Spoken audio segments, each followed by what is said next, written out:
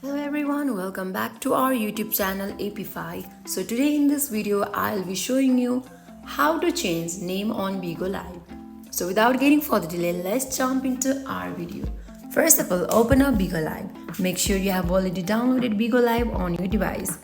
Here go to Me icon that is located on bottom right corner. When you tap on it, it will navigate you to this interface. Here again, click on profile icon that is located on top right corner. Here it will navigate you to this profile page. Here simply tap on icon that is located on top right corner as shown here.